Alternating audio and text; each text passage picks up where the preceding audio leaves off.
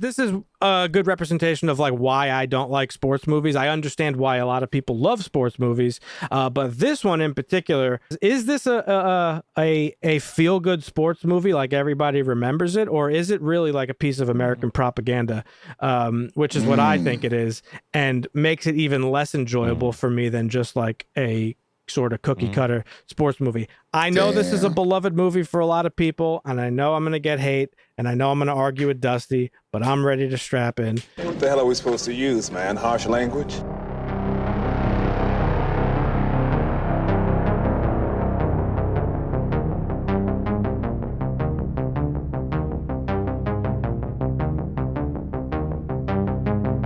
Hey now.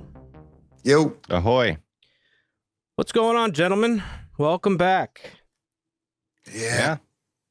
Feels Welcome good back. To be back. Welcome back, folks at home, listening or watching, whether you're listening on Spotify or YouTube. Welcome back. If it's your first time here, hi, I'm Dan. That's Marvin in the middle and Dusty over there. Yeah. And today's a very special day for those of you that aren't familiar with the show. This is what we call a Make Marvin Watch Day. Oh, yeah. Yeah. Right. It sure is. Marvin right there in the middle, he hasn't seen shit. It's the whole reason we even started doing this podcast, to make him watch stuff that he hasn't seen.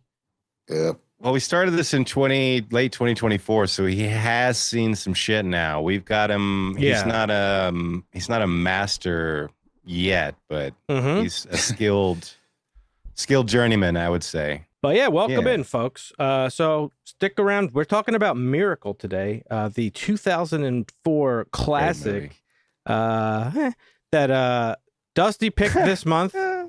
Dusty picked it for two reasons, because I hate sports movies, so he's trying to test my mettle a little bit. And you might be shocked to hear this, but I've actually never seen this movie until now in full. So this is somewhat of a make Dan watch as well. So wow, I love these. Yeah, I love these. Yeah. I love these. Yeah. We'll be talking about that a little bit later, so stick around. And we got some news to cover for the week. A lot of stuff to talk about. What have you guys been up to this week? Anything good? Been watching anything fun? Just the same old stuff. I'm caught up on Widow's Bay. Oh, that show is so good. Which is really, really good. What did you think of that most recent episode, Dan? Oh, will they go back in time? Or the one after that? The one after that is the most recent. No, that's the most recent one. No, that's the second one. I don't want to spoil it if you're not caught up. But they go on the boat. I haven't seen that. I didn't know there was another episode. Oh, yeah. Okay. Where they go on the boat. There's another. They released. Okay, so they tricked everybody. They released 2 episodes in one day. Oh, they didn't announce it, I guess. Yes. And also, my aunt, because she, I told you she watches with me. She watches a lot of stuff I watch, and she uses Streamio. And she was like, "Oh, it says episode 7's out too." And I got pissed off because she is constantly forgetting how to use it. And I was like, "It's not out." I was like, "It just says it because it's coming up." And then when it was actually she got you though. She got you. Well, because then when I watched it after the fact, because she watched it before me, mine just auto played to the next episode, and I was like, "Oh, it is out." There you go. Did Marvin. You say? Did you apologize and say you were right? I'm sorry. I did actually. Yeah. Okay. Good. All right. Yeah. Gotta admit our mistakes. I know. We're just humans, right? All right. That show's great though. It is good. I like it a lot. And they're building a really interesting story for future seasons. I hope they continue it. I hope it's getting some good views over on Apple. I started watching Dutton Ranch. I mean, that show looks bad. People are falling for the propaganda. Yeah, of course they are. Ben actually told me that it was kind of good, and I was like, I don't know. Yeah, okay. It's okay. It's basically Yellowstone, except it's reverse, and that they're like, we're just trying to live our life, and there's this rich family that would be the equivalent of the Yellowstone Ranch, but they're doing things the wrong way. So you get this whole.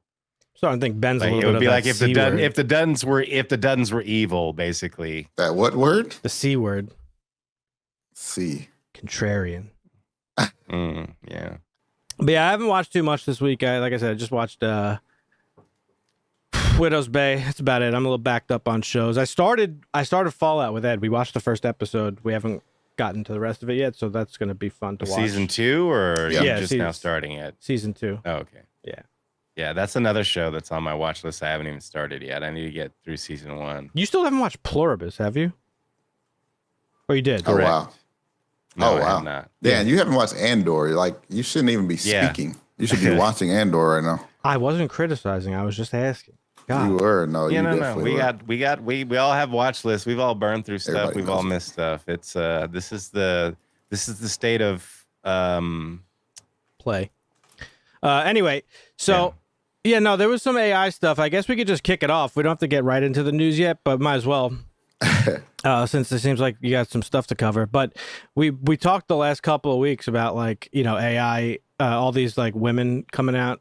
It was I'm not pointing fingers at women. It just happened to be 3 female actors who were, it was Demi Moore, Reese Witherspoon, and I forget who the third one was, and they were all just like, they all must have went to like a luncheon or something, and then all of a sudden they were just like, yeah, no, AI is good and we need to embrace it and not fight it.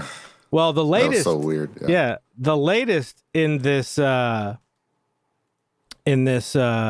trend was Steven Spielberg, but Steven Spielberg said something in the opposite direction. So, of course, his disclosure day is making the rounds. It's getting set to come out. People are kind of hyping it the other day, right? Yeah, the full trailer finally came out. People are hyping it. People who have early screenings are saying this is Spielberg's best film in 20 years, which is a bold statement. Did you not see The Fabelmans? I don't know. So, I don't know. A lot of bold statements coming out of people's mouths lately. So that's all I'm going to say about the news. Yeah, well, this movie is tracking to be good, but because it's doing the rounds, it comes out June 12th, by the way. Okay. And again, best. I'm excited for this one. Yeah, no, I'm really excited. It looks great. I don't know if it's his best film in 20 years. Of this one? It's about disclosure, first contact. I'll probably see a Friday matinee for this one. Now, this is Steven Spielberg's wheelhouse. Don't forget. Is this the UFO one that? Yes. Was okay. So it's changed completely, basically. This is. Or This is going to be prime time for me, guys. I'm going to be going to the movie theater a lot this summer, watching Friday matinees. So hell yeah, I'm ready to talk about summer movies. So I'm ready to get back to summer blockbusters. I mean, theater. Right. No, when you what you're talking about, Marvin, is that when the rumors came out about the movie, they were saying it was a UFO movie, and I think it still is that. I don't think it's. Oh, okay. I see. Although there is an alien featured in the trailer, but I don't know. We'll see. Oh, okay. Anyway, he's been making his rounds, and he had something to say about AI and filmmaking, and he said, "quote I don't believe there is any substitute for the soul. I don't think that's an algorithm that is inevitable. Don't tell me I don't have the right antagonist in this story. Don't tell me how to write my dialogue. Don't tell me where the camera has to go. If AI wants to help me find locations, that's great. Save us some legwork. Use AI as a tool, but do not use AI as the final word on anything creative." That's the GOAT right there. He has spoken. This is via Michelle Obama for some reason. I guess she has a podcast. Oh. He was on her podcast. podcast. I know, me too. He was on her podcast, and that's kind of where this came from. But they were speaking, and he had some things to say about AI. And in a world of people that are glazing AI in creative industries, a lot of surprising directors, too, to be honest, that have come out and talked about it. Ones that I'm disappointed about. I think the more recent one was David Fincher, if I'm not mistaken. He was saying some shit, and I'm just like, come on, guys. Like, you guys are creatives. Like, what are we doing here? Right. So, well, I agree that it is a tool that can be implemented to help out production. Yeah, I think we all agree on that. I don't think it's a tool to create cinema. Right. Absolutely. But when we're going to actually, I have a Make Marvin Watch picked out where we're going to talk about how it can be used properly as a tool in cinema. Of course it can, but it could be a tool for things like he just said, scout me some locations and then we'll take it from here. Yeah. Or whatever. Right. But that is increasingly becoming less of the driving motivation, it seems like, for people. So we'll have to see. But in other AI news, this is why I wanted to bring this up, is that we have another victim of the likeness being used for a dead person, and that is Stan the Man Lee, the other goat, the comic book goat. And this tweet just is not really a lot of information, but this quotes him saying, you know what they never tell you about legends, they outlive the page, which is true. But yeah, so his voice and likeness has been sold off to be created by AI for 11 Labs. Now, I don't know who sold his shit, but for those of you that don't know, Stan Lee, this is the video for the promo of it, by the way. For those of you that don't know, Stan Lee has had a long, pretty tumultuous history with those who have taken on his estate, I guess, or not. I don't know if estate is the right word, but it's like while he was alive and an elderly man, like there's a whole documentary about how he was like pretty much abused by the people helping him like run his business, which was going to shows and cons and things like that. And that they were like siphoning money from him and like overworking him and stuff like that. So the last years of his life were like pretty. When you age, there are vultures who will take advantage of you and manipulate you into doing things that you don't want to do. And we're actually seeing that in real time in the most powerful position in the world. But let's get back to Stan Lee. The last years of his life were pretty bad, reportedly, of like the vultures. And this seems a little bit more vulture-y. I don't know if it's his family. You assume when somebody dies, like their family takes over and makes those decisions. Families generally the go-to motive for most finances, but there are also like assistants and friends and all kinds of people who are in your life that can, when you're that big and you have that many people in your life, the number of people who are after what you have there's a plethora. Well, in the case of like Val Kilmer, which we talked about recently, like he made that final wish before he died. Like, use me to be in this movie. I want to finish it. In the event, in the case of what's his face, who played Darth Vader, like he wanted his likeness to persist after he died. He allowed for his voice to be used for Darth Vader post death. This doesn't seem like this was Stan Lee's choice.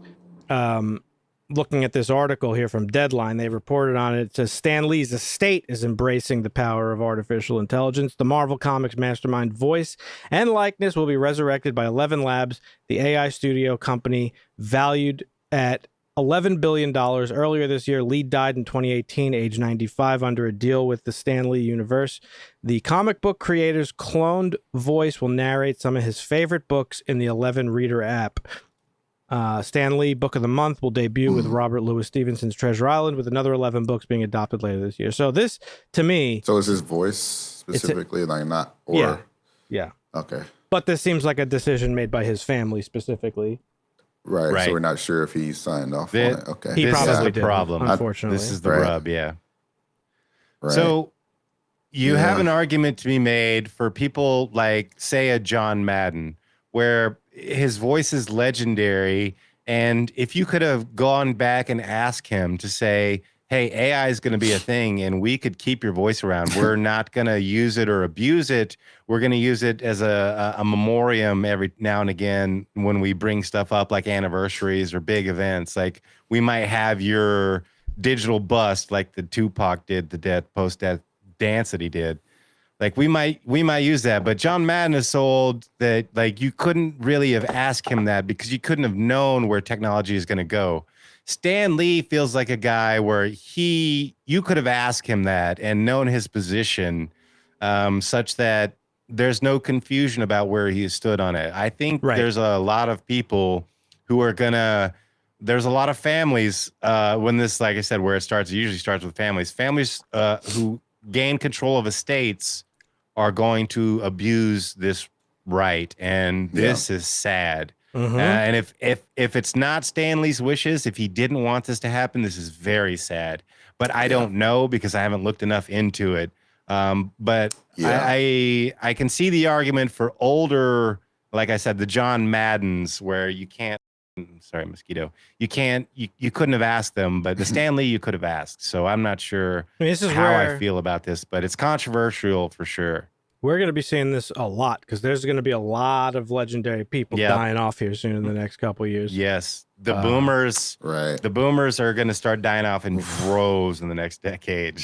Yeah, I mean, just thinking about a couple of the big name actors, you got like Al Pacino, Robert De Niro, like So all the direct, but Harrison Ford, right, getting up there, man. Yeah. So this is not good. I don't think. I mean, I think this is a bad precedent. This is what I was worried about every time we cover something like this. I'm like, listen, this is where it's going. Like, you bet your ass if there's profit to be made, like people are going to be trying to do that. You think companies like 11 Labs gives a shit about the moral complexity of this? Like, they don't give a fuck.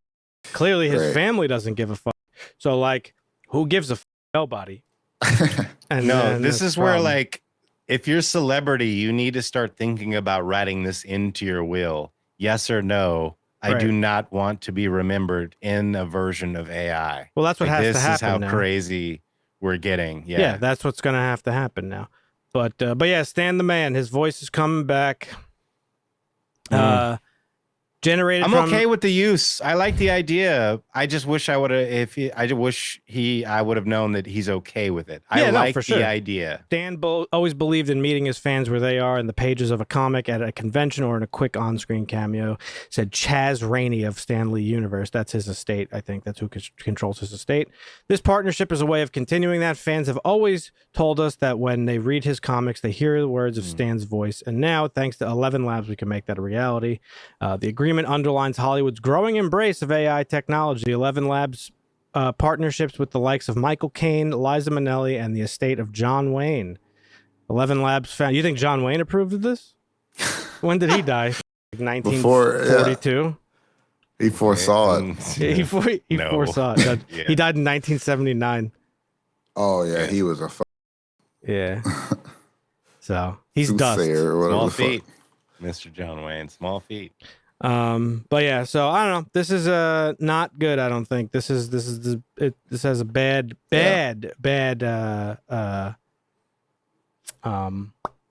potential. So I don't like it. What do you folks think?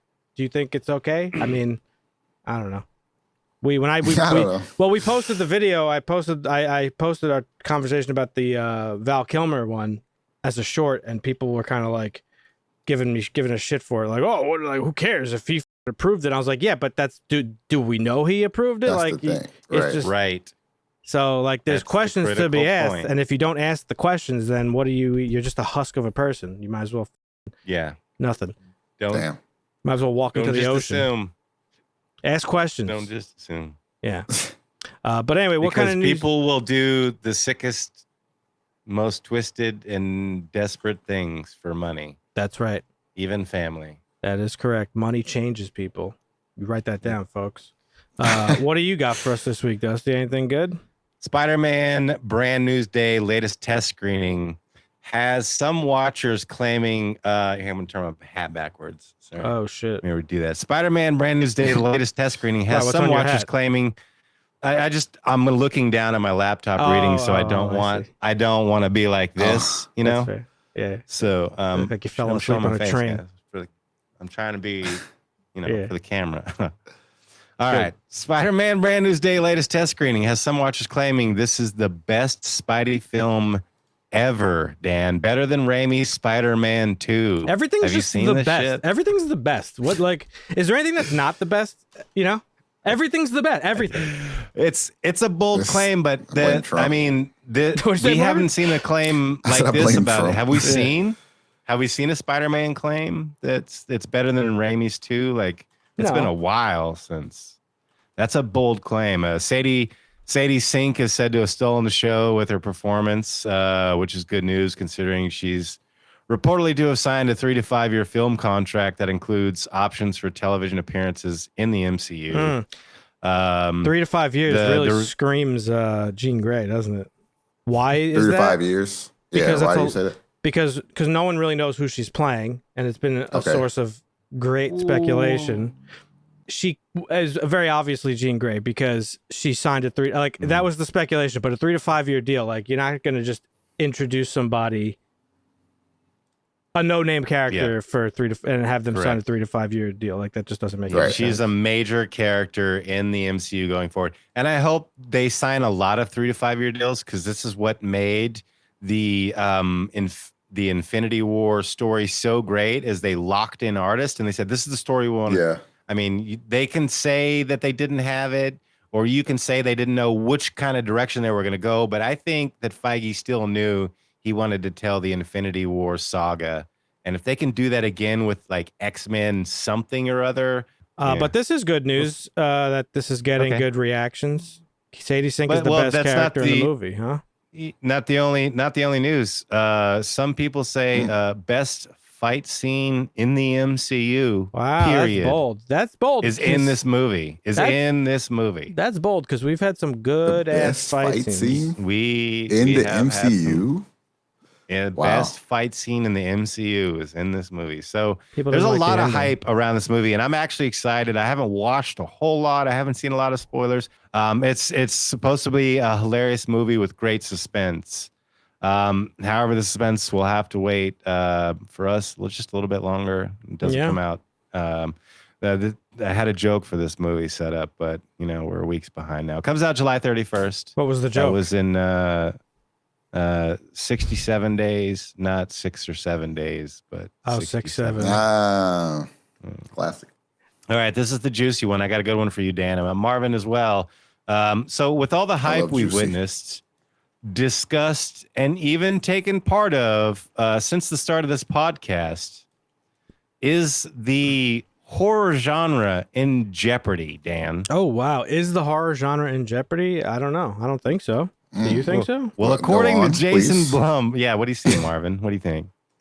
No, I said go on, please, because I have to know. Okay, yeah. Well, according to Jason Blum and James Wan, the horror genre has been saved. Oh. This is, of course, in reference to the social and financial success of films like Obsession and Backrooms, which I'm glad we're going to talk about. But it seems a little, I don't know, self-ingratiating to me because we talk about his horror movies and how hyped more horror movies are and how overhyped they are sometimes and how good they're doing. So I don't know why these guys are saying that these movies saved the industry when it seems like the industry is overhyped and overinflated. Like, I get that industries are struggling, but what's going on here? All right. So they're saying that these movies are saving the genre because they're doing well. First of all, Jason Blum is a piece of shit, and Blumhouse is like a notoriously bad company, like overworking. Really? Yeah, we talked about it before. Like they and stuff. Yeah. They have really bad like worker practices and stuff like that. But yeah, sure, maybe Blumhouse has done a lot to, I guess, revive the horror genre. Not that it ever went anywhere. I don't think it's one of those things. Yeah, that's what I'm saying is that it never went anywhere. I don't know, but so to put it in perspective for a second, Obsession had a $750,000 budget, and I think it's made 100 and something million. It's supposed to be the most profitable movie ever, period, because the budget was so low and it did so well. It didn't come out the gate strong. Wait, because can you clarify though? Yeah, go ahead. Can you clarify most profitable movie ever, or just horror movie? It was no, just like it was like $1 million budget, and it was $100 million movie. Oh wow, so just straight up movie. That's crazy. The straight profitability of it it's like might be one of the most profitable movies ever because that's crazy. Obsession, yes. That's great. It was a $750,000 budget, and it's over $100 million right now. And that's a turnover that every producer, director, distributor, Hollywood, any person wants to see on their film. But you can't do it on a shoestring budget because they have so much union money enveloped in it that I understand the sentiment that what they're saying is like they're like I remember Backrooms because Backrooms is the other point of what these guys are. They're talking about two movies specifically, which are holding lead in the box office right now over the Mandalorian Grogu, which we're going to talk about after this. That movie might as well not even exist. Yeah. But Obsession and Backrooms, like I remember Backrooms when A24 picked it up. I remember the hype and the talk about it. It was quite probably 6-8 months ago. Is that a movie? I feel like that's like it's a movie now, but it wasn't. It's a movie. Website it was a game. Yeah, from a YouTuber, okay. right?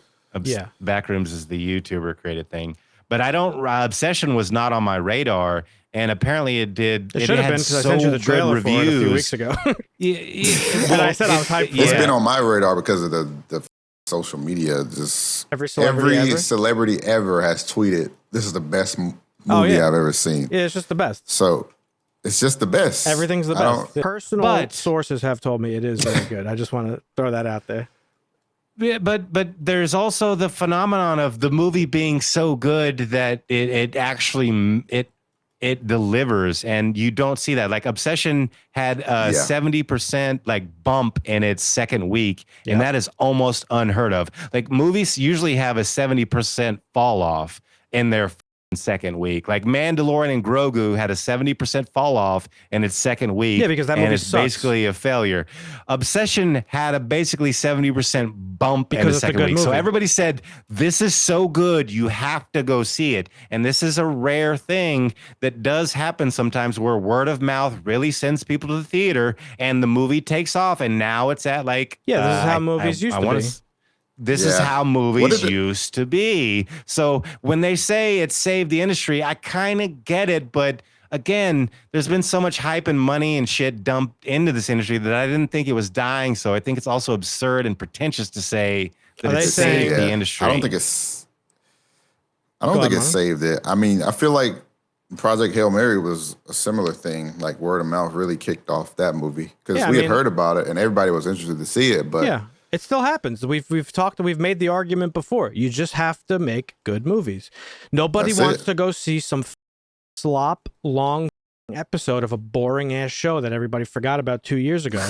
So yes, word of mouth is making it perform bad because everybody's saying it's nothing. It's a nothing burger. It's just it's a Disney slop thing. This is an actual creative movie from a person who is not a filmmaker. He's a YouTuber. That this is what people want to see. The audiences are saying very clearly what they want. Also, I've made Markiplier's film did well. Good. Also, I've made the point before is that people want horror is a genre that exists outside of the overall Hollywood noise. I say good to Markiplier because it's another person that's not a traditional filmmaker and is producing something of whatever you feel about the movie. At least it's creative and original. So this is a 26-year-old kid who just made an indie movie, as Dusty's saying, right? It earned 104 million to answer your question earlier, Marvin. This is articles as of today. 104 million at the domestic box office, 148 million worldwide. Off of a 1 million budget. And discussing 750,000 allegedly, And discussing film projects that it could make over $250 million by the time it's over, the run.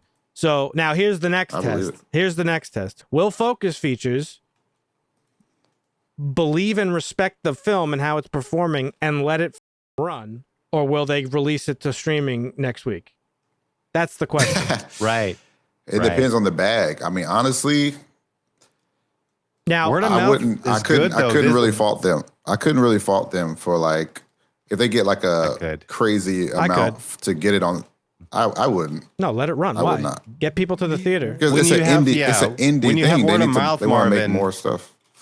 You want to ride the theater. You want to ride the theater train though. If more people are going each week, because usually when you put a movie out in the theater, the audience falls off each week. So if more people are going each week, you just keep riding that until it falls off. Yeah. And then there's no more. Yeah. So you just keep riding that. And then you go to streaming and then you get a little extra funds at the end. But yeah, you ride that way. Yeah.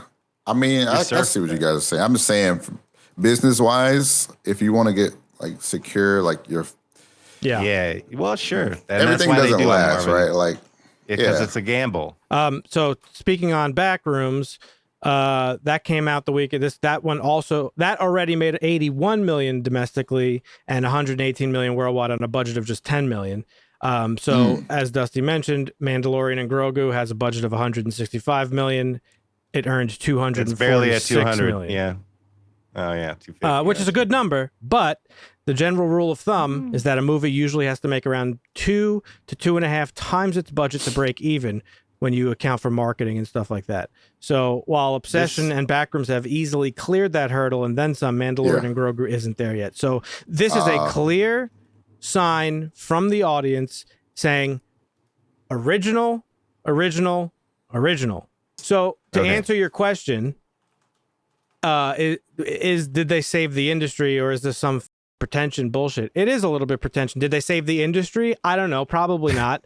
But I will recall another movie that did very well recently, not too long ago, about a year ago, and that is Terrifier 3, a movie that by all accounts should not have performed well, because not only dismissed by many. Not only is it a brutal, gory horror movie, but it's like a cheesy, low-budget B movie. That made $90.3 million globally on a budget of $2 million, and it took in $54 million domestically. That's what I'm saying. That is the most profitable indie movie of all time. I don't know if it still is, but it was at that point. We had talked about it because Halloween was, and then Halloween was dethroned by Blair Witch. Now this, but so audiences are telling people what they want, telling the industry what they want. Just do that. Listen to your customers. It's the number one rule of business. The customer is always right.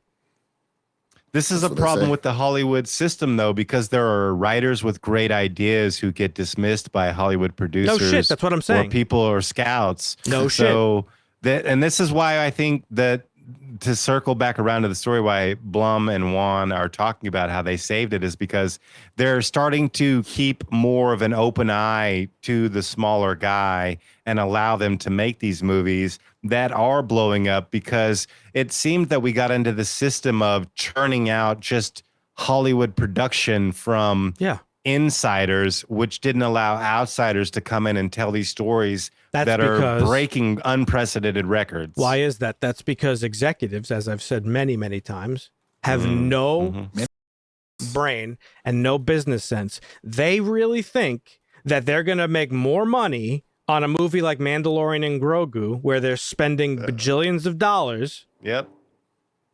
Instead of saying something like this, because they're stupid. I don't know how they become executives, because they're dumb. They don't know how to run their business. Okay. All right. Well, let's talk about it then. But wait. Okay. The other thing, because the other thing I want to say is I want to make the argument for horror.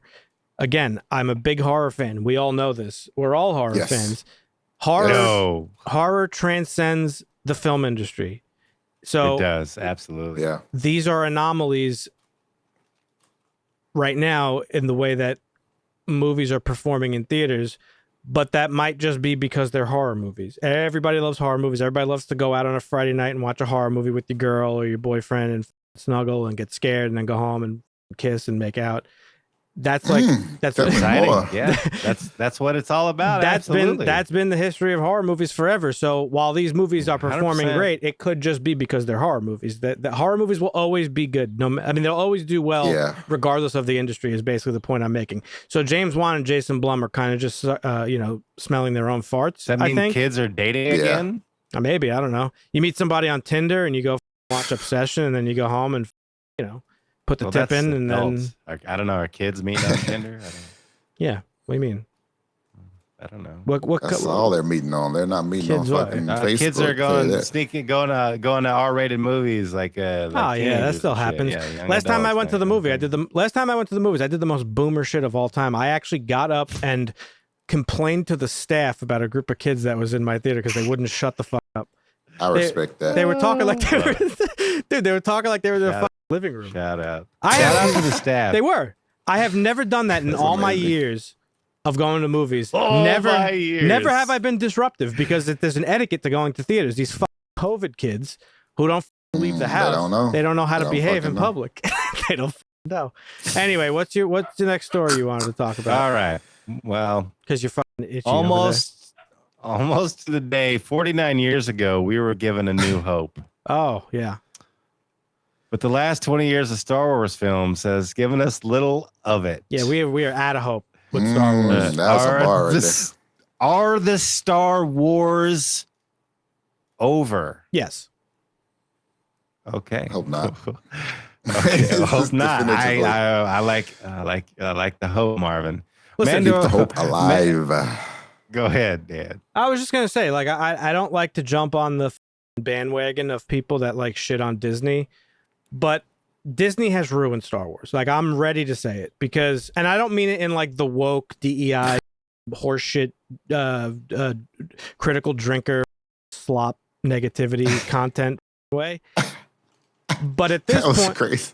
they just they don't know what they're doing with the property. That's what I'm talking about. A New Hope. The idea of A New Hope was legendary, and we know they don't have any because they don't care. Disney is a slop factory. There's slop factory with Marvel. There's slop factory with Disney. There's slop factory with legacy Disney properties like their old animations that they're just like, let's make a live action, but not live action animation of it with CGI. It's like it's just executives. It's executives that don't understand how to do anything. They think that's going to make them money, and it almost never does in this case. I mean, they always lose money now. So what's her name? She's retiring. Kathleen Kennedy. Yes. They ruined Star Wars. So you're blaming her. No, I'm not blaming her. I'm blaming Disney because she's not in charge. She is in charge of LucasArts, but she doesn't make all the decisions. She has people that she answers to. Okay, that's fair. But let me tell you this. Mando and Grogu, it's out in theaters, right? This marks the first Star Wars film since 2019's Rise of Skywalker. So what the have they been doing to give us hope in Star Wars? And the entire time that she's been in charge and is now stepping down, because this is the first movie in how many years is that? 7? I don't know, but everybody thinks what's his face is like the savior of Star Wars, and like clearly he's not. Filoni? Yeah. Dave Filoni? Yeah. I mean, Dave Filoni's a great storyteller, and he told a great series. A lot of people are not. This series fans is of not the great. Ahsoka storyline. I don't care what anybody says. This show is just okay. Wait, no. Hold on. Are we talking about the animated shows, or are we talking about the live action? No, why shows? are we talking about the animated shows? They're 40 years old. I'm talking about what's out now. I'm talking about Dave Filoni as a creator for Star Wars overall in the storyline. Like, forget the shit that he made in the past. He's making stuff now, and it sucks. But it's okay. So you don't believe you blame Dave Filoni, but not Kathleen Kennedy. I blame everybody. I blame all of them. I blame Filoni. So I blame Kathleen Kennedy. I blame Jon Favreau. I blame you. I blame the audiences who absorb this shit. You blaming me for Star Wars? I'm blaming weird, I'm blaming everybody. That's crazy. I'm blaming God. I'm blaming the devil. Oh shit! Everybody's on the fucking hook for I'll this take shit. my light sword down to Disney Studios right now. Again, video you have a situation where the audiences are telling you what they want. Okay, Andor came out and blew everybody's socks off. Okay. Yep. Mm-hmm. Amazing. I still can't get Dan to watch it though. For you can believe it. For multiple reasons, because it's a good story from a good filmmaker and a good writer, but also because it's different. Okay? Yeah. These are talking about making more stories about the Skywalker saga. Enough. And who are you making it about? They're all dead. Everyone's dead. I mean, listen, again, it's just it's like we were just talking about. Executives are stupid. They don't know what their audience wants. Mandalorian and Grogu was like really popular for like a hot minute during like COVID when it came out and stuff like that. Yeah, it was like a fun like show to watch during the pandemic and everything. But then it ran its course very quickly. They built up this like mystery around. Marvin, have you watched Mandalorian? I watched the first season. I haven't watched all of it though. They built up this like they kind of got like a little whatever. Yeah, exactly. Whatever. Yeah, it was cool, but it was just kind of whatever. Just lukewarm. They built up this like mystery around Grogu being like this force sensitive, same race as Yoda. Oh my God, what happens with him? Nothing happens with him. He just decides, instead of going to train with Luke, he decides to hang out with the Mandalorian forever. Like, right. And so, like, it's just, you got to make a movie about this. And from what I'm hearing, it's like no different than the show, despite having a bigger budget for a movie. It's like the same CGI, like the same everything. It feels more like this is a going out party as Star Wars transitions away from the terrible train wreck that it has been for the last 2 years, so that they can reboot and actually give people hope, because that's what Star Wars was always about, is giving people hope. And communism. And also, this tweet right here made me laugh. In stages, B Disney executive, pay $4 billion for Lucasfilm in 2012. Greenlight new trilogy to print money. Force Awakens hits $2 billion. You are a god. You are a god. Last Jedi splits the fan base. Rise of Skywalker barely clears $1 billion. Teens now call Star Wars out of order. Mandalorian and Grogu tracks franchise low. Can't admit trilogy failed. Shareholders watching. Tell Filoni the sequels need to be branched off. Cast members at parks start citing a time portal. May the 4th merch quietly drops the sequels. Rumor leaks. Ahsoka finale severs the timeline. $4 billion of canon about to get filed under alternate universe because nobody can say the word mistake. All right. Well, we're talking about anniversaries. 36 years after Tango and Cash. Marvin? What was the other anniversary we talked about? Tango. You seen this one?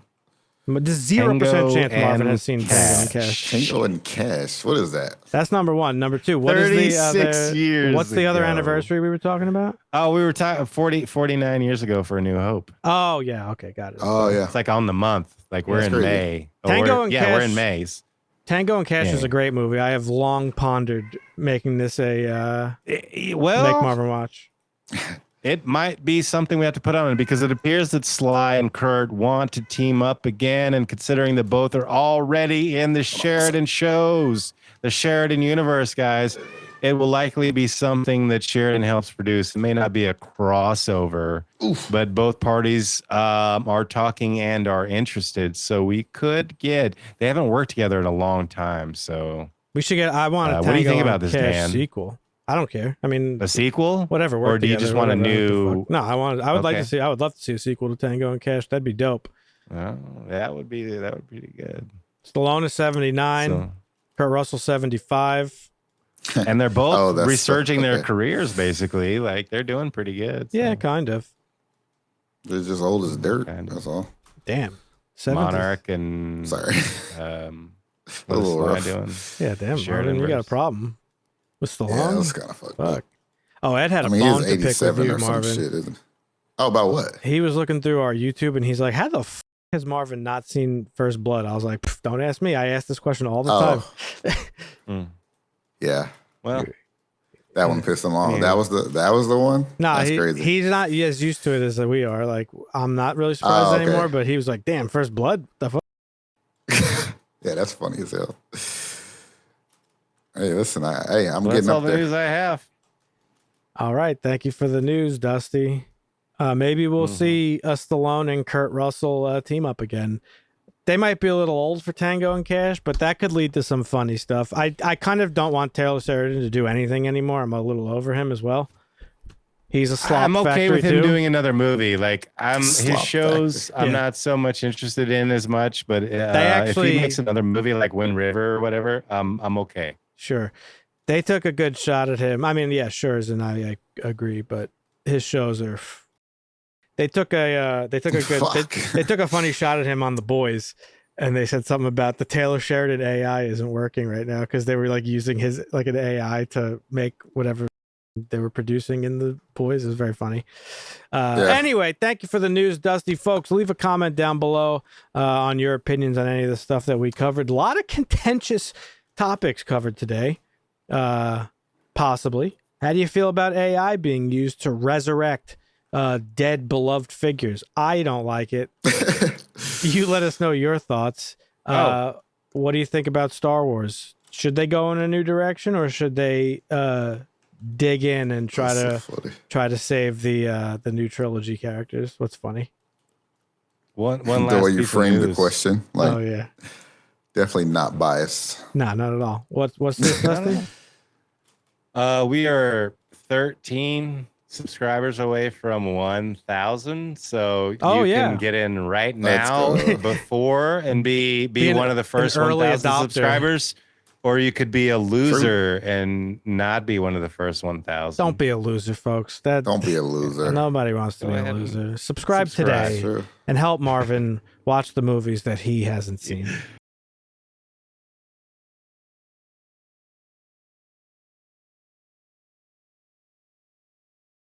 Let's get into today's review, folks. Today is a Make Marvin Watch Day. Folks, Marvin hasn't seen anything. And so... Nope. And so Dusty and I take turns once a month picking a movie that we think Marvin should see that he hasn't. This month was Dusty's pick, and he chose Miracle from 2004. A tale of perseverance or something like that. I would say this is a tale of changing of ideas, more or less. This is one of my favorite types of sports movies. And I know you're not a sports movie fan, but there are sports movies where things are done a certain way and somebody comes along with a new idea and says, no, we're going to do it this way because the way that we're doing it doesn't work, and it actually works out and something miraculous happens. And that's why I love these kind of sports movies. Yeah. And they do exist, but this is a great one because it's hockey. So yeah, go ahead. This particular sports story is a true story, and it is about the 1980 U.S. Olympic hockey team, the Miracle on Ice, hence the name Miracle. But this was made in 2004 by Disney. 24 years later, after the Cold War.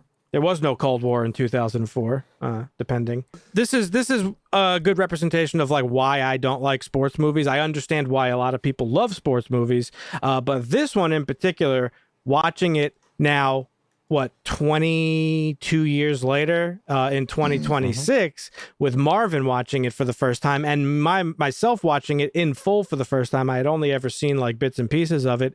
It's a good opportunity to kind of explore the movie with a new modern lens and really question the fact of whether this is this a feel-good sports movie like everybody remembers it, or is it really like a piece of American propaganda, which is what I think it is, and makes it even less enjoyable for me than just like a sort of cookie-cutter sports movie. I know this is a beloved movie for a lot of people, and I know I'm going to get hate, and I know I'm going to argue with Dusty, but I'm ready to strap in. So real quick, this was directed by Gavin O'Connor, and I don't know who that is, and it stars Kurt Russell as the late, great Herb Brooks, legendary hockey coach. He coached the Rangers, my favorite team, and of course he coached the 1980 Olympic team to victory against the big bad Russians, in what went on to become known as the Miracle on Ice. And so a couple of things. I mean, as I said, this was a real event. And the real event was steeped in nationalism and jingoism. It was during the Cold War, which, of course, was our involvement with Russia. And college kids beat... The Red Scare. Right. College kids beat the best team on the planet, and was the best team on the planet for like decades at this point. This was a team of elite players who played together for many, many years. And not only that, but this was also a time when this was a little bit like right before the European invasion of the NHL, if you will. This is really before like the NHL started to really take on a lot of like European born players and stuff like that. And European born players are just insane. They're just different. Oh yeah, I always thought they just play. I didn't realize it was like a whole thing of like they weren't playing and then they were. That's cool. So interesting. So there was a lot riding up to this, but for the country, this was a way for, back then anyway, in the 80s, the real story, this was a way for us to like, hell yeah, we beat the Russians. The same way going to the moon was, right? The space race was born in Cold War fears. Like the space race was not about like, oh my God, we want to explore space. No, it was about supremacy and putting a rocket into space. Like that's what it was all about. Right. And so this was a little bit the same. But we're not going to talk about the actual event. The actual event is recorded in history. We're here to talk about a movie because we are a movie podcast. And I don't think this movie does a good job of really stifling the nationalism of the real events. I think the movie kind of glorifies that a little bit and presents the story in a sort of propagandist way. And I'm curious what you think about it watching it for your first time. We'll hear what Dusty has to say about it. But before we get into those things, Dusty, what made you pick this movie? I know because the hockey playoffs are going on and USA really won, but USA won. And yeah, I was looking at sports movies and other types of movies. I was like, well, it's hockey playoffs. You know, we sit down and watch hockey sometimes together. Yeah, for sure. When the Rangers are good. Yeah, which will be a while again for that.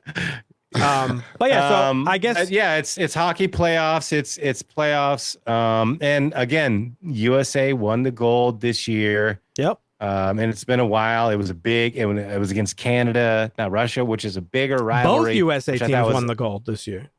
Yes, absolutely. Shout out. But the rivalry with Canada. And so for me, this was more about rivalry than politics. And it saddens me a little bit that I guess we're going to go down the political route. Professional athletes can play in the Olympics now. Before they couldn't. I know. And so the best that the U.S. could ever offer were college athletes. Mm-hmm. And there was a time where the Russians and other foreign powers, through drug use and programs where they raised children from children to compete in the Olympics, that we didn't necessarily groom. So like this whole dynamic of sports in that era was a lot different than it is now. I guess is the only real clear point I want to make sure that I put forward, because of course I know that did matter differently back then. I know. Marvin, this was your first time watching it. Briefly, what did you expect and what did you think? I thought it was a pretty good sports movie. I thought the like historical or political things did a lot of the heavy lifting, actually, like as far as like interest in the movie. And it was pretty like interesting to me that something as simple as a game of hockey can shift morale to such a big degree. So that was definitely. You actually have a really interesting perspective because you're not really a hockey fan. Like you watched it with us and you got into it because it was the playoffs and stuff like that. But you're not really like a hockey fan, right? Yeah. So you don't have like that emotional connection to it. Yeah. And was a great. I love a good underdog like comeback story. So it definitely hits the spot for that. So that's kind of what I wanted to say. Like, does the movie obviously? I mean, it probably does, obviously, but does it work? Without those like overtones of like what I'm calling propaganda and stuff like that. Yeah. Does it just work on its own as a feel good underdog sports story? I don't think it does, and I don't think it's supposed to though. I mean, because it's like you don't think it works without that, huh?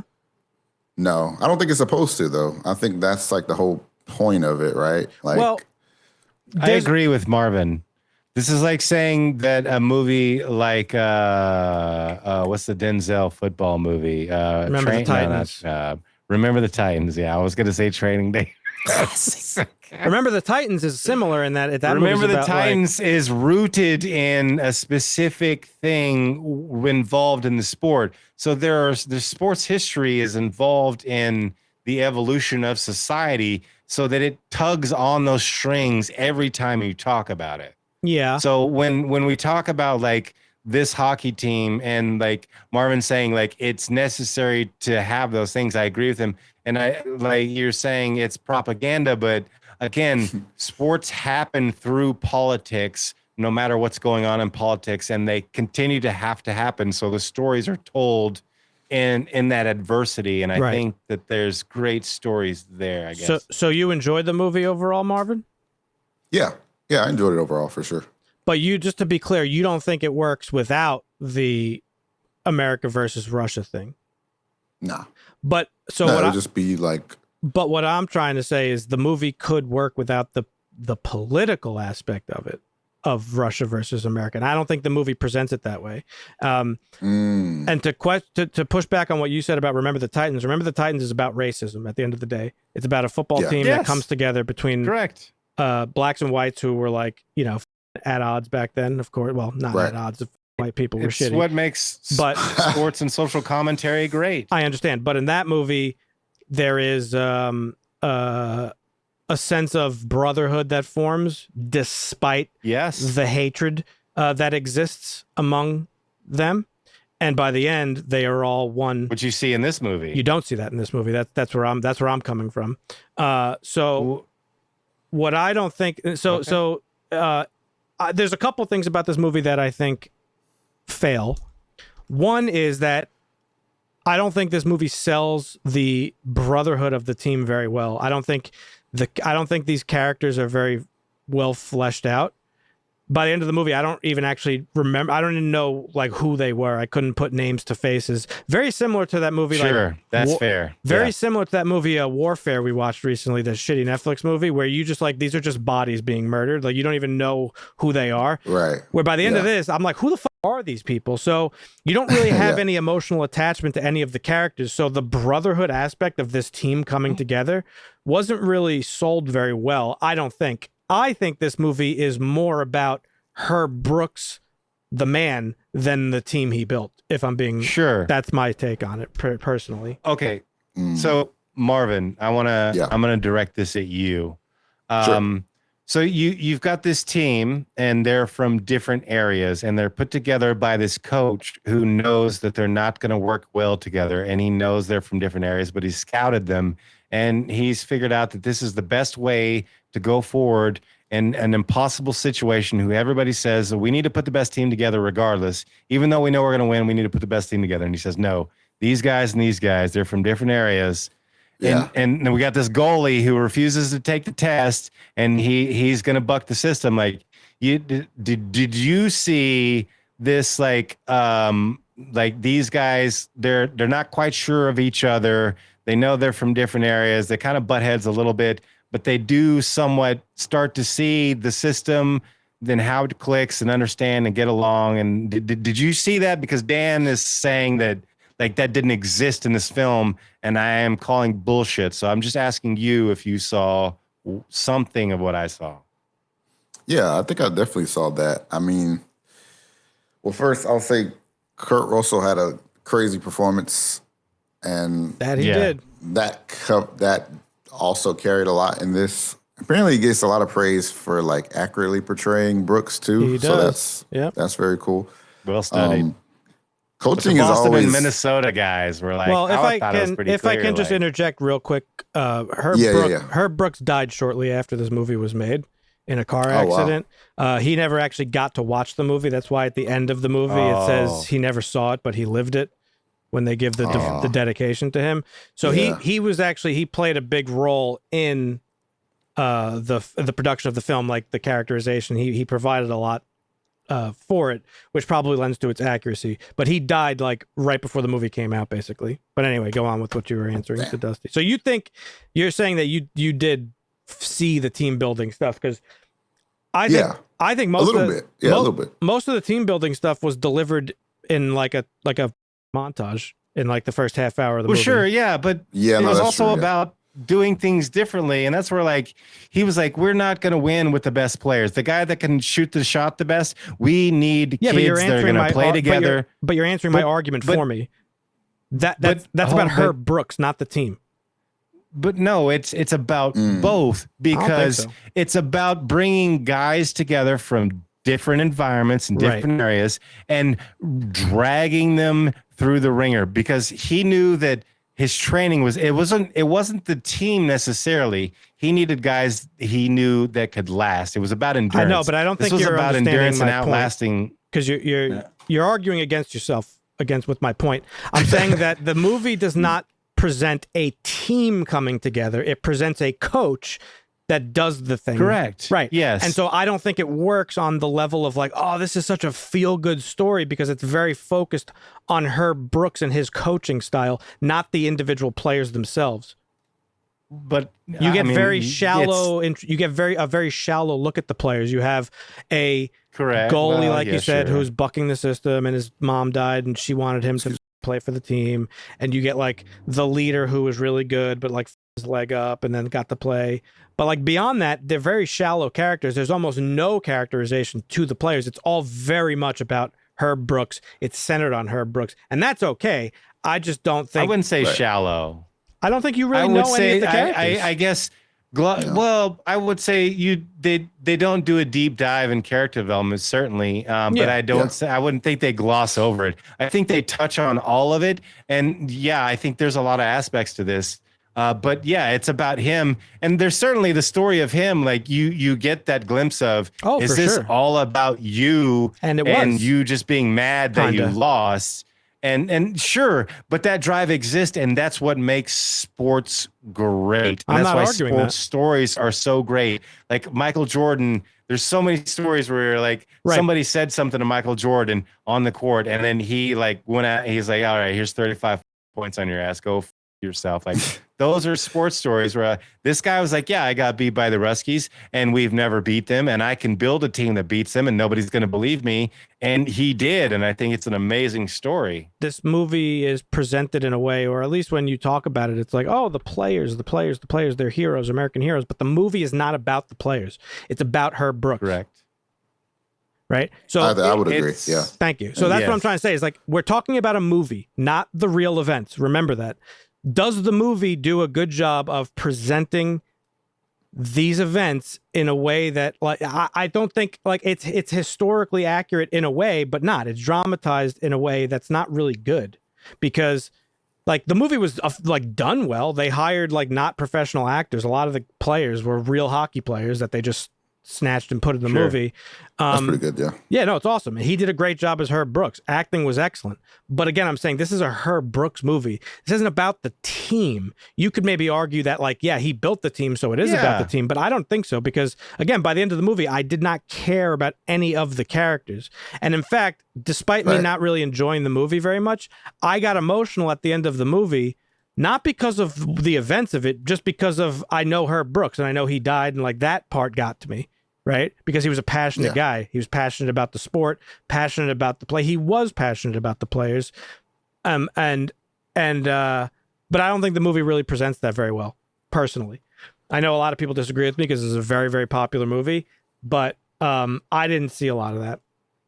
No, it's certainly more about him and his vision and how he created not the even team. Vision, it's about his obsession. In-depth.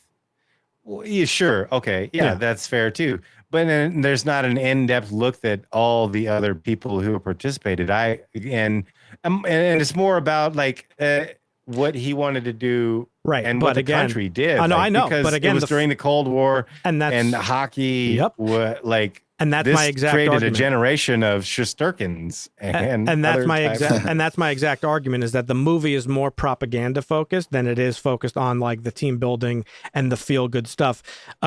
A better movie of just like Top Gun, but it's still a great movie, right? Oh yeah, no, I'm not saying it's a bad. Well, I mean, I don't think it's a bad movie. I'll just say that I don't like it, but it's not a bad movie. Okay, all right. I think a better movie, I'm curious if Marvin has seen this, I'll fall over if he hasn't, but Mighty Ducks does what this movie wanted to do better. I've seen, I actually have seen. Which is a team of individuals from all over the place, different walks of life, that come together under tumultuous circumstances and come together as a team, overcome their differences, overcome adversity as underdogs, and win it all. That's a better movie than this, in my opinion, hands down. Emotionally feel good, yes. Forget emotionally feel good. You learn about the characters. You've got all the different characters. You've got prowess isn't there for a good sports. Like, oh, that's impressive. Like they actually did that, because it's fake. My argument is one thing that makes the sports movie great is that somebody actually accomplished that and did it. So do you prefer sports movies that are based on real events, or do you prefer just sports movies in general? No, I prefer a sports movie that is based on somebody overcoming an adversity that everybody believes is impossible, and winning is a better sports movie, no matter how boring it is or was, like, is better than a fake sports movie. Yes. Okay, I think that's fair. Marvin, by the end of this movie, were you feeling good? Were you like, did you get emotional? Like, well, tell me about it.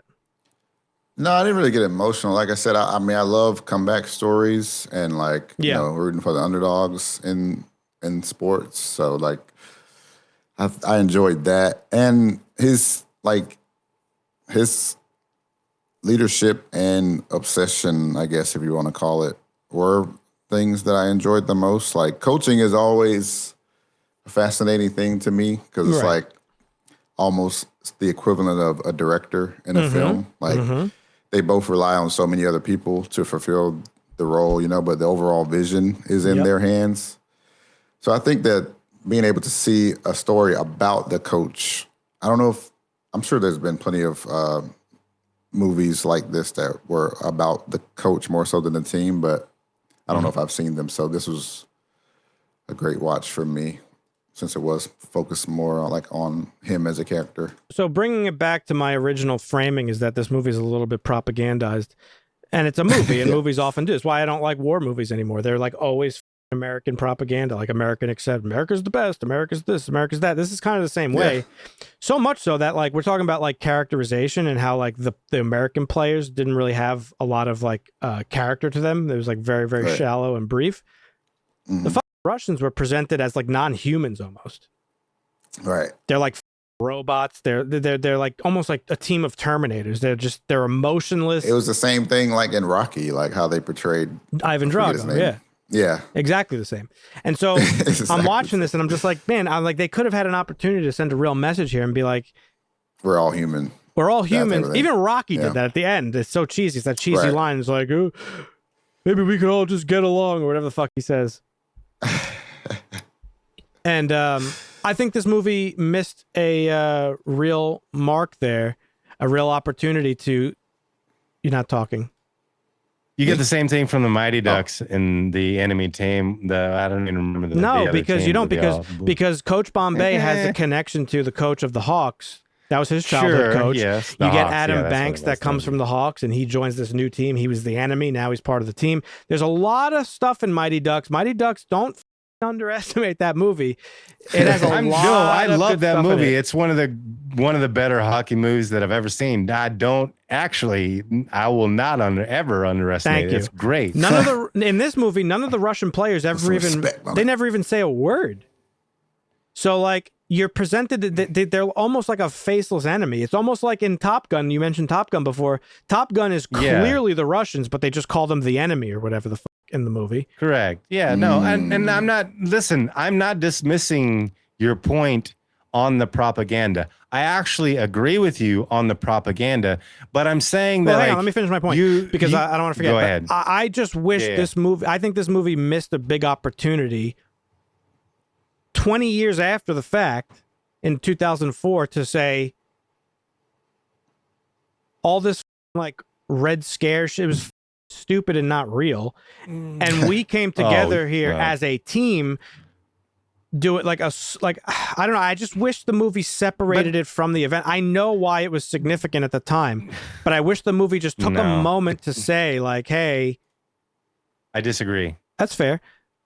I just wish and you could argue that it did because there was like a throwaway line from Herb Brooks where he was like, "Oh, this is about more than the Cold War," or whatever. He says something along those lines, but I don't think it was enough. Sure, but you can't like. Then I guess this is where I will probably maybe always disagree on maybe why I like sports movies so much, because the adversity of the individual or the team to overcome something generally during a politically tumultuous time is a fascinating story. And they did something like that. And while you can, oh boy, he's leaking again. I guess. Leaky you eyes. can denigrate the political undertones of the story.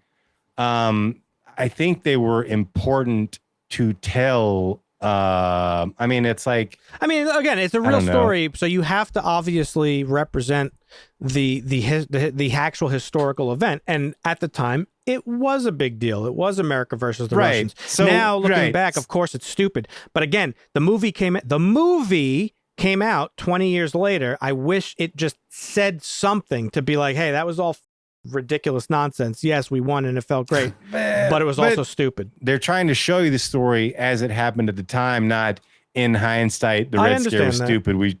I understand. Like, I understand, but it's hard for me to separate myself from that. Just like it's hard for me to watch Black Hawk Down. I love the movie, but I'm like, oh well, we're here being shithead warhawks. So like, the compelling aspect of it just loses its luster a little bit for me. And so again, I just wish there was more to, because they did that one line. It was a throwaway. Marvin, did you feel at all similar? Like, did you, because I know you not that, you know, the politics doesn't matter. Opinions don't matter really in that sense. But like, did you feel the same way I felt throughout the movie, or did you kind of not really think about it? Because it's all I thought about. Maybe I'm fucking crazy. I was just like, God damn. Like, as far like in regards to the propaganda. Yeah, like, did you feel it was just a little bit too like nationalistic? Like, did you feel like you were being preached at like by American propaganda against Russian interests while you were watching this film? I didn't, just because, but I'm able, I guess. That's fair. I get where you're coming from, but I could like. No, that's fair.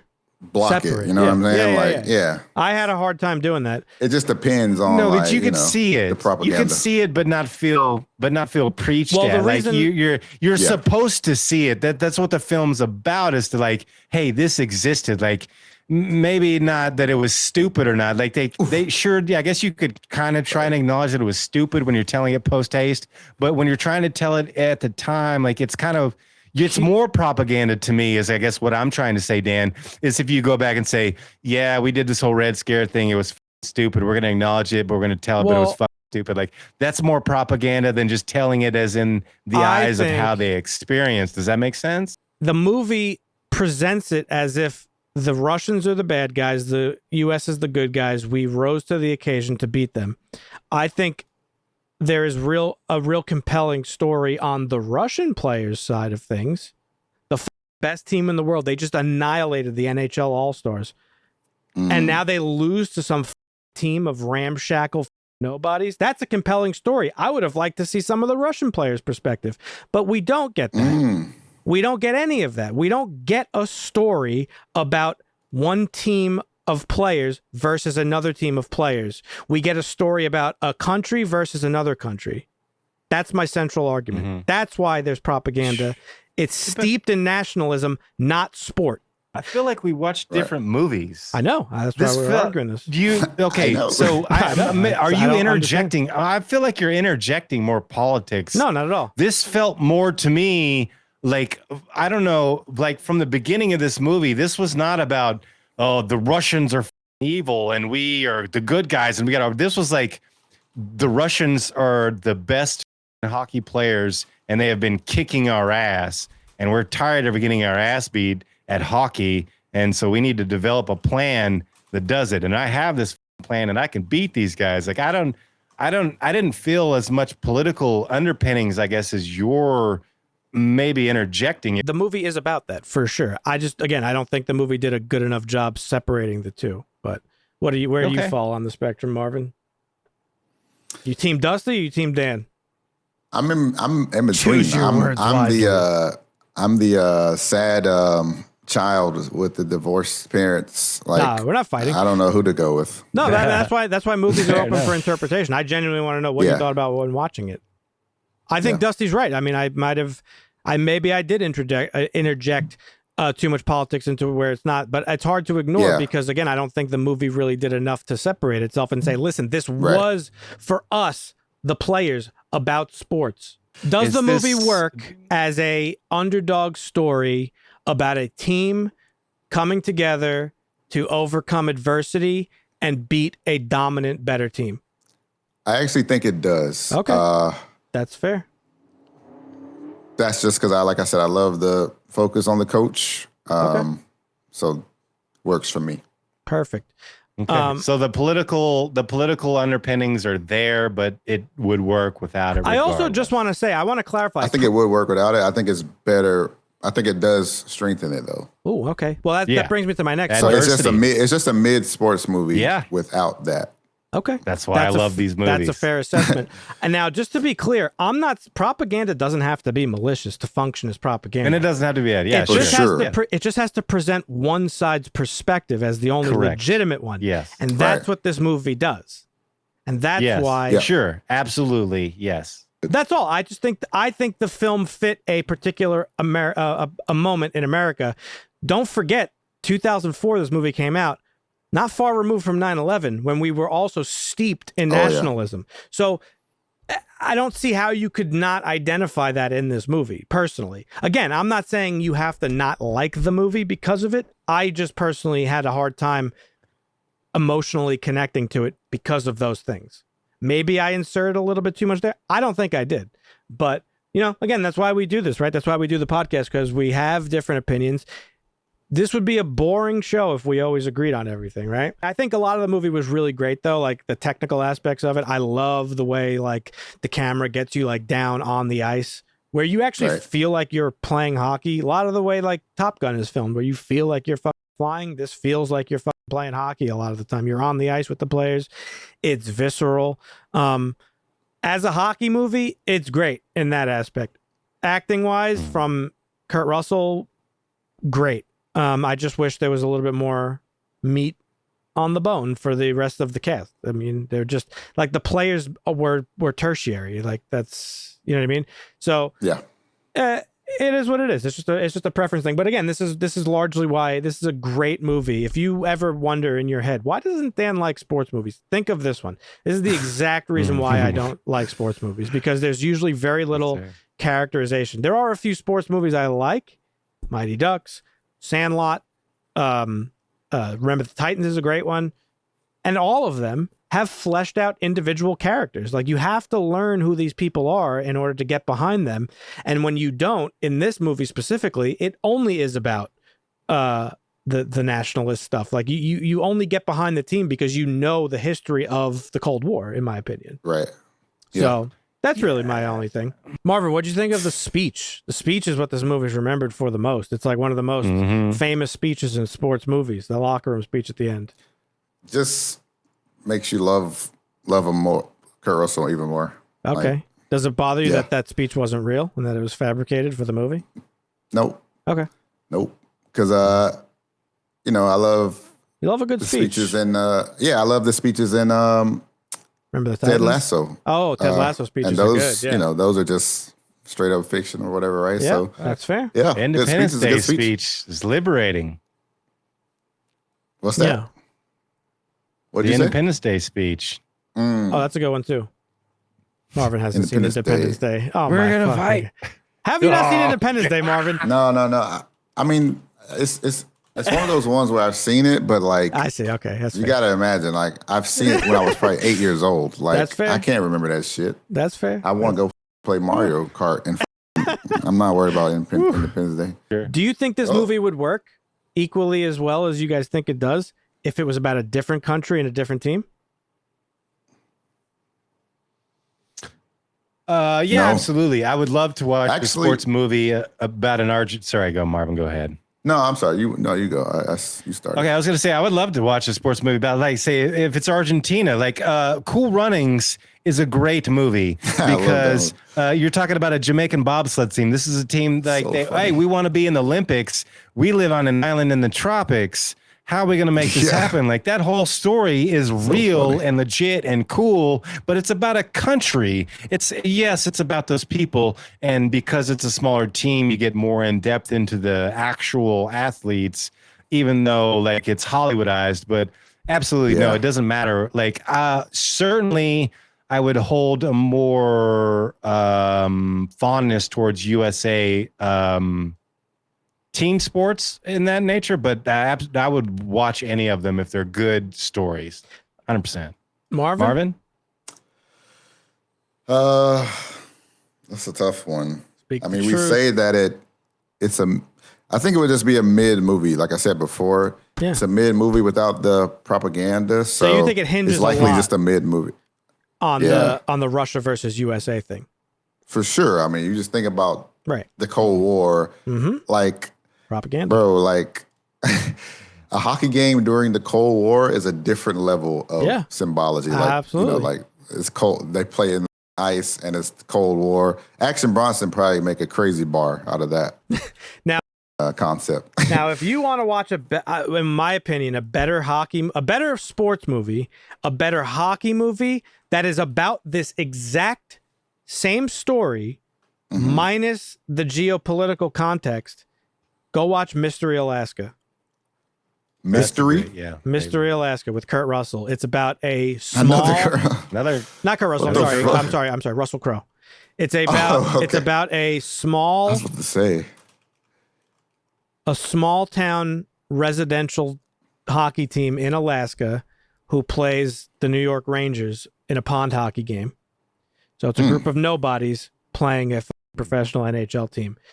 Pond hockey is frozen pond. Literally on the pond, yeah. That's fire. Okay. So here's a movie that, again, Alberta. Same story.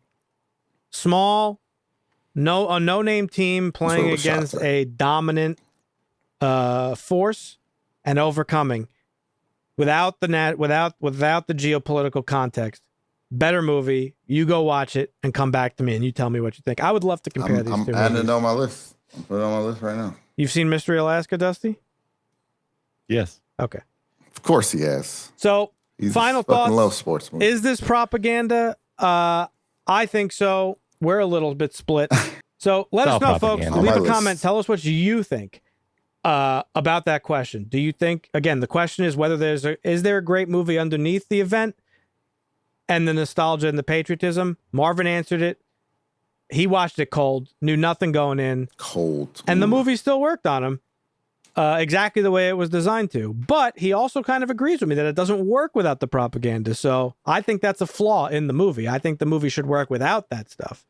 Dusty doesn't agree with me, but we want to hear what you think. Wait till we get in the 80s and 90s BMX and skateboarding films. Oh, gosh. But anyway, Miracle, folks. It has a 7.5 on IMDb. Marvin, it was your first time. Well, actually, let's start with Dusty. Dusty, what would you rate this? It's a 7.5. Where you at? Yeah, this is a 7. It's a good film. I've seen it a couple times. I actually watched it twice for this, and I didn't have a problem watching it a second time because I watched it a couple weeks ago.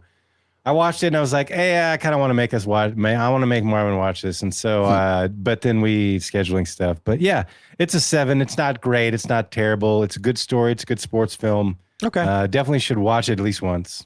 I'm gonna drop it a little bit. I didn't really enjoy this movie that much. Like I got a little bit out of it, but for the most part, I found it a little bit bland. I think Kurt Russell really carries the movie. Without him, you got nothing, and I think that's a real weakness. And so I would give this a 6. It's a little bit above mid for me. I would probably never watch it again. I think there's better movie. If I want to get that little feel good jolt of what this movie is trying to deliver, I would watch this. Several other movies that I would watch over this. I think this is a first for the channel. We made Dan watch a movie that he'll never watch again, and it's a hockey movie. I mean, I'll never watch the other one either. World's Fastest Indian, I can tell you that. It was a great movie. But I could watch that again. Maybe. I don't think I'll ever sit down and be like, you know what, I want to watch World's Fastest. So charming. No, but it's a great movie. But Marvin, the first like if time you see it, maybe random. coming in cold, where you sit? It's honestly right about there. 7.5. Pick one. 7.5. Okay. Is what I was gonna give it an 8, but I'm gonna put it right there at the 7.5. Nice, Mark. Like I said, I don't think it was amazing. It was a good watch. Okay. Would you watch it again? I don't know if I'd watch it again, which is why it's 7.5. Because it was a good watch, but I only need to see it once. Where do you sit, folks? Again, 7.5. You heard our ratings. Tell us yours. Do you think I'm an idiot and that I'm inventing stuff that doesn't exist? Or do you agree with me? Let us know. Leave a comment. We do this once a week, folks. You can check out our schedule over on our Discord. You can join for free. The link is down below, harshlanguage.tv. You can find our Discord. We post our schedule for the entire month, so that way you could watch along with us. We have a couple of good ones this month I'm looking forward to. Some good horror movies. that we're talking about this month. What I'm going to make Marvin watch this month is to be determined. So subscribe if you have not done so already, so that way you get notifications when new videos go out. Check out the Discord so you can follow along and watch with us and join in on the conversation. Last week, last time we recorded, Marvin and I talked about Project Hail Mary. We were blown away by it. Best movie of the year so far for us. Dusty, not so much. He wasn't here to talk about it, but he left his thoughts. He was a little bit underwhelmed by it, but great movie. Great movie, but not best movie of the year. So you can check out that episode. And if you want to see more of Marvin's first time watches that we've done over the years here on the podcast, there will be a link right over there for a playlist of Make Marvin Watch movies that you can go check out right now. Otherwise, we appreciate you hanging out, and we'll catch you next week. See ya. Hasta.